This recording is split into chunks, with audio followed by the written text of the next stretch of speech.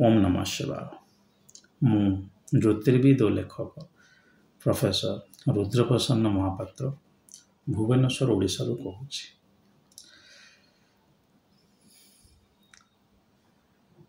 आज आम चर्चा करिबा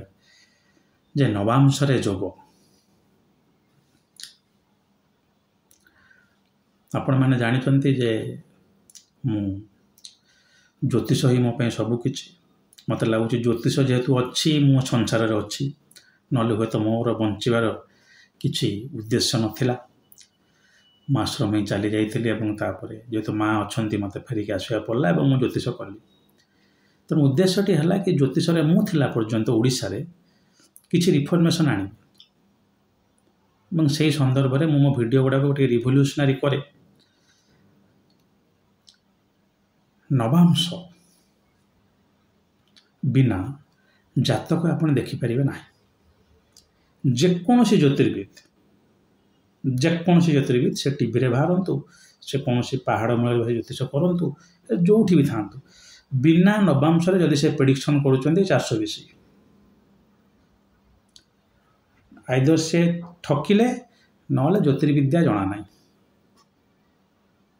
बारंबार मेटाको जेकोसी ज्योतिर्विद जे बिना नवांश फलादेश करुँच से ज्योतिर्विद नुहे। चली जाते आजिकल देखिए समस्त तालपत्र जन्मचक्र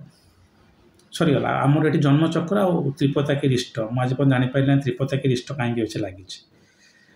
रिष्ट देखा अन्य चक्र भी अच्छे और भल भल चक्र अच्छी आम चली आसी त्रिपताकी चलतु त्रिपताकी चाल लगी लगे लगी गोटे आ नवांश ना तालपत्र देखिए कहता ज्योतिष भूल और प्रेडिक्शन 100 ठीक हो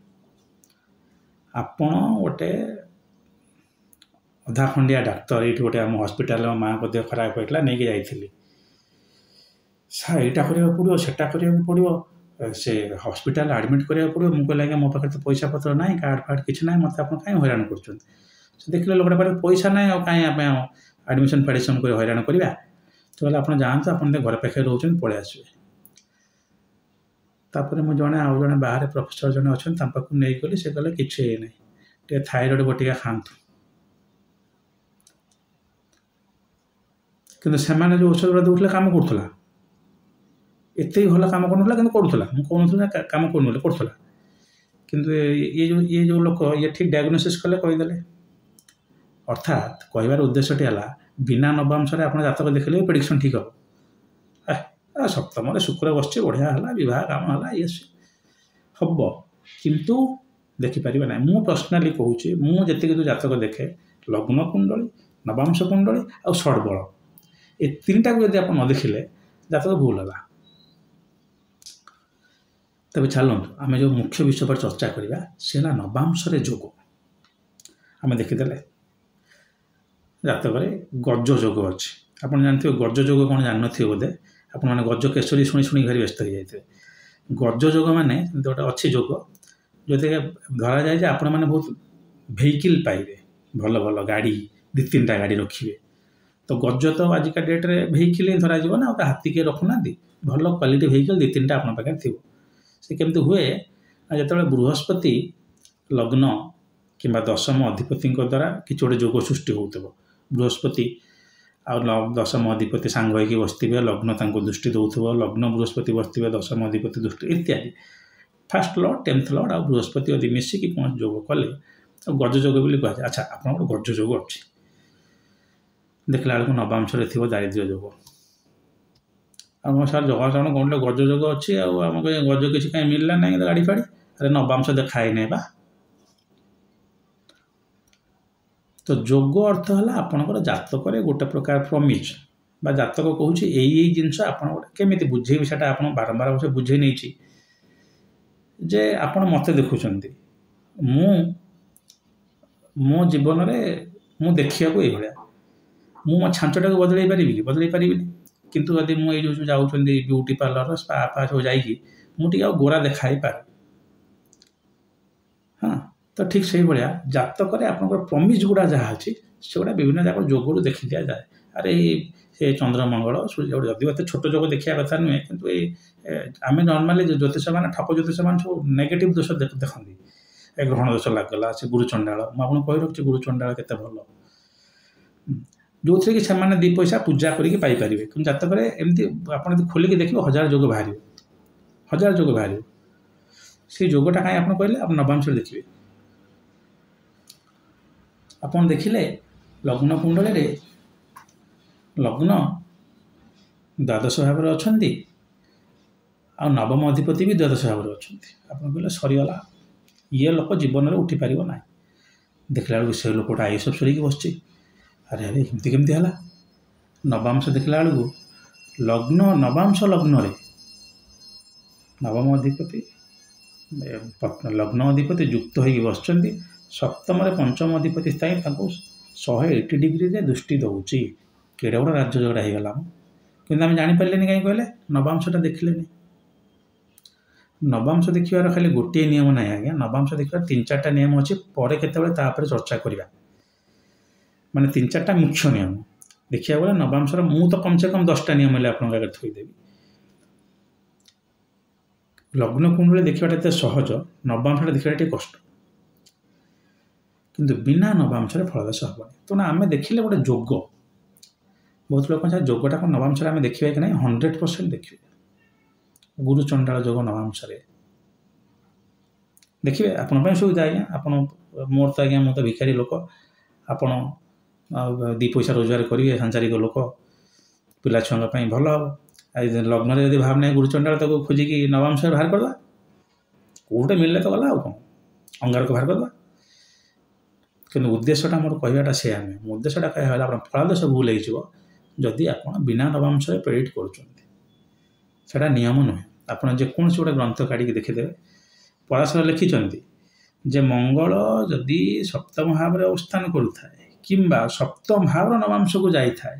ତାହେଲେ ଗୋଟେ ମଙ୍ଗଳ ଦୋଷ ହେବ ତ ନବାଂଶ ତ ଆପଣ ଜାଣିପାରିଲେନି ଆପଣ ଲଗ୍ନକୁ ଦେଖିଦେଲେ ହଁ ଯଦି ଆପଣ ନବାଂଶଟାକୁ କାଲକୁଲେଟ୍ କରିଦେଲେ ଲଗ୍ନରେ ବି ତାହେଲେ ବି ଠିକ୍ ଅଛି ନାଇଁ ମଙ୍ଗଳ ତ ଏଠି ବସୁଛନ୍ତି ଆଉ ମିଥୁନର ତୃତୀୟ ନବାଂଶରେ ତ ଇଏ ଗଲେ ତ ସେ ନବାଂଶକୁ ଯିବେ ଆଉ ବୁଝିପାରିଲେ ତ ବିନା ନବାଂଶରେ ଆପଣ କୁଣ୍ଡଳୀ ଦେଖିପାରିବେ ନା ଯିଏ ବି ଦେଖୁଛନ୍ତି ଠକ ମୁଁ ଷଷ୍ଠ ଓପନ୍ କ୍ୟାମେରାରେ କହୁଛି ବିନା ନବାଂଶରେ ଯେଉଁମାନେ କୁଣ୍ଡଳୀ ଦେଖୁଛନ୍ତି ସେମାନେ ଠକ ଆଉ ରାଶିଫଳ କହୁଥିବା ଲୋକ ନବାଂଶରେ ବି ରାଶିଫଳ ଦେଖିହେବ ଗୋଚରଟା କେବଳ ଲଗ୍ନ କୁଣ୍ଡଳୀ ନୁହେଁ ନବାଂଶ କୁଣ୍ଡଳୀ ବି ଦେଖିହେବ ମୁଁ ଆପରେ ଭିଡ଼ିଓ କରି ରଖୁଛି ବୋଧେ ଆଗକୁ ତେବେ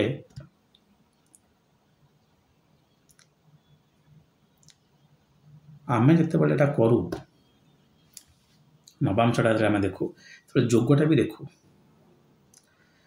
ଗୋଟେ ଭଲ ରାଜଯୋଗ କିନ୍ତୁ ନବାଂଶରେ କ୍ୟାନସଲ୍ ହେଇଯାଉଥିବ ଗୋଟେ ଲଗ୍ନର ଖଳ ଯୋଗ କିନ୍ତୁ ନବାଂଶରେ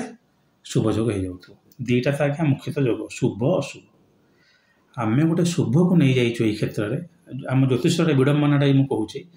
ଏସୋଟୋରିକ୍ ଆଷ୍ଟ୍ରୋଲୋଜି ବା ଆଧ୍ୟାତ୍ମିକ ଜ୍ୟୋତିଷଟାକୁ ଛାଡ଼ିଦେଲେ ଆମେ ଗୋଟେ ଜ୍ୟୋତିଷକୁ ନେଇଯାଇଛୁ ଧନ ପଇସା ଆସିଲେ ତ ଭଲ କିନ୍ତୁ ଏଇ ଶାସ୍ତ୍ରରେ କୁହାହେଇଛି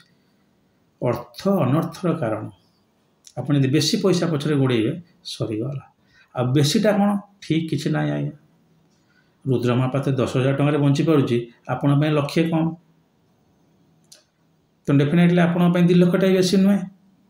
ଯେଉଁଠିକି ମୋତେ 30,000 ଟଙ୍କା ମାସକୁ ରୋଜଗାର ହେଇଗଲା ମୋ ମୁଣ୍ଡକୁ ଯୋଉଟା ନା ମୁଁ କ'ଣ ଖର୍ଚ୍ଚ କରିବି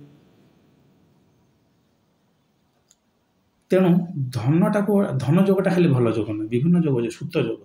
ଆପଣଙ୍କର ପିଲାପିଲି ହେବେନି ଧନ ରଖି କ'ଣ କରିବେ ସଂସାର ରହିବ ନାହିଁ ଧନ ରଖି କ'ଣ କରିବେ ଆଚ୍ଛା ଯଦି ଧନ ବି ଆସିଲା ଆପଣଙ୍କର ସବୁ ଖର୍ଚ୍ଚ ହେଇଯିବ ଦେହ ଖରାପ ରହିବ ସବୁବେଳେ ତାହେଲେ ଧନ ରଖି କ'ଣ କରିବେ ଯୋଗଟାକୁ ସବୁବେଳେ ଶୁଭ ଆଉ ଅଶୁଭର ଡିଫିନେସନ୍ଟା ବି ଗୋଟେ କଷ୍ଟ କିନ୍ତୁ ବିଶେଷତଃ ଆମର ଏଠି ଧନ ଯୋଗକୁ ଗୋଟେ ଧରା ହେଇଛି ଆଉ ଗୋଟେ କହୁଛି ରାଜଯୋଗ ମାନେ ସେ ଲୋକ ରାଜା ହେଇଯିବ ନୁହେଁ ତା ଜୀବନରେ କିଛି ବିଶେଷ କଷ୍ଟ ଆସିବ ନାହିଁ ଏଇ ସେନ୍ସରେ ଭାବନ୍ତୁ ତ ଏଇଟା ଆପଣ ନବାଂଶରେ ବି ଦେଖିବେ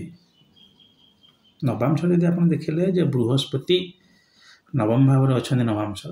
ହଁ ସିଏ ଯଦି ବେଆଂଶକୁ ଯାଇଥାନ୍ତେ ଅଲଗା କିନ୍ତୁ ସେଇ ଜାଗାରେ ମନେକର ପୁଷ୍କର ଅଂଶଟା ବି ପଡ଼ୁଛି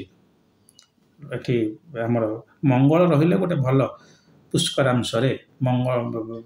ମେଷର 21 ଡିଗ୍ରୀରେ ରହିଲେ ମଙ୍ଗଳ ବହୁତ ଭଲ ହେଇଗଲେ କିନ୍ତୁ ମଙ୍ଗଳ ଯାଇକି ବସିଲେଣି ଦ୍ୱାଦଶ ଭାବ ନବାଂଶରେ गोटे जोग मुझे कही रखी मनकर आप धरी नियंतु से आम पिशाच जोग राहु आउ चंद्र युक्त होगी शनि दुष्ट देले कि आम नवांश देखला बेलू चंद्र बस लग्न एवं दुष्ट क्या द्वारा होते बृहस्पति द्वारा मन रखी था बृहस्पति आउ चंद्रकर गोटे एत भल माने गोटे गजकेशरी जोग होगा जो चंद्र आपंकर ये क्रिएट करुले खराब जोग से गजकेशरी जोग करदे राहु को नहीं गोटे भल जोग कह राहु बृहस्पति जोग हो गले आप कहते गुरुचंडा भल भल जोग गोटे धन फन बहुत मिले किंतु आपन टे विधर्मी होता सत आप मो भाया राइटिया हेनी कह हाँ गोटे लोक 10 लाख टका दौर कमटा करदे आ से जोगटा नवांश होची भल तो कौन गोटे भल जोग कि खराब जोग जहाँ आपन को ठीक लगे आम शास्त्र तो खाली धनटा को विशेष तो नहीं किंतु यदि आम कह प्रबोज्य जोग जो गोटे लोक को मोक्ष मिल से सन्यास हो 4टा जाक ग्रह गोटे जगह बसते नवांश जो 4-5टा जगह गोटे जगह बसीगले बसवार चान्स ना माने बहुत कष्ट से जगह जिनसा सब तो ग्रह नवांश को जाए कष्ट कि जदि होगला मन नवांश गोटे भाव में 5टा ग्रह बस जाइए भयंकर प्रबोज्य जोग से आप खराब बोली कहींपारती आपण दृष्टिकोण किंतु मो भाया लोक खूब भल कि कौटी घटला नवांश कि नवांश कुंडली मुझे देखिली ना मैं जानली कौन मुझे जापारे मो लग्न तो किसी ना आज्ञा लोक प्रबोज्य जोग कहीं मो आप लग्न कुंडली देखिए अरे चमत्कार लग्न कुंडली सारंकर अच्छी मोर तो प्रबोज्य जोग नवांश हो मो कथाटा ये आप बुझा चेष्टा करूँ जे केवल कुंडली जातक के देखिए ना जो बड़ जिनस दृष्टि युक्ति जिन विषय में आगुरी कही रखी जोगटा नवंश देखिए कि ना जदि मत पचारि ना मुआड़ कही रखी 100% देखिए अरे दृष्टि आ युक्ति देखुचा मान तो ऑटोमेटिकली जोग है बड़ कथा युक्ति आ दृष्टि को लेकिन ही जोग तो नवांश आप युक्ति आ दृष्टि देखुं मैंने आप कौन से बही की तो मुझे प्रमोट करें तथा गोटे भल बही कही रखुच्छी CS पटेल भी जड़े थे अभी नहांती स्टूडेंट मैंने जब मो सांग महाराष्ट्र गोटे भल एस्ट्रोलॉजर महाराष्ट्र ना गुजरात से गोटे बही लिखिं प्रिडिक्टिंग थ्रू नवांश भल बही TS भाषण आईकाश फैकल्टी थे माने एत भल फैकल्टी मिलवा कष्ट सी गोटे बही लिखिं नवांश बोली बही ना है नवांश गोटे आज डेट पढ़ा हो एक्सलेंट एस्ट्रोलॉजर मैंने पुओ बोधे एस्ट्रोलॉजर करुँच TS भाषण से चलीगले जो मृत्यु होमेज कराला मत भी डकाई मु तो आज्ञा आकाटिया लोक कौन जी आंध्र प्रदेश नवांश बोले गोटे बही लिखिं भल बहीटे कि विशेषतः CS पटेल TS भाषण भी भल बहीटे लिखिं चोटी बहीटे कि CS पटेल जो बहीटा लिखिं नवांश पर मत लगे बहुत कम्प्रिहेन्सिव बही ताकू पढ़ी पारे ओडिया तो ना आपण भितर किए ओडिया भल ज्ञान थी से सब बही ट्रांसलेट कले भल मता मुझे पारि ना आज्ञा मत मो हाथ टेक दूसरी मुझे दिन अच्छी इंग्लीश लिखी मुझे चलीगला मो बही के ओडिया ट्रांसलेट यदि करें मुझे निजक स्ट्रेच करें कि ओडिया इंग्लीश हिंदी करने जब मुझे गोटे लाइन रोच गोटे लाइन कै मो संजय रथ ओडिया तो बही लिखना तो छाड़ू कहबार उद्देश्य था कि आप भल बहीटे अच्छी काले मुझे रुद्र महापात्र भूल कहीदे प्रेडिक्टिंग थ्रू नवांश है आमर CS पटेल गोटे बही कौन से बही की आज्ञा मैं प्रमोट करना CS पटेल मो टीचर नुहति ना मत सागर पब्लिकेशन पैसा दूसरी इनफैक्ट सागर पब्लिकेशन मोर बहुत पाटितुंड भी कारण से बही छापी ना माने not due to the quality but due to the delay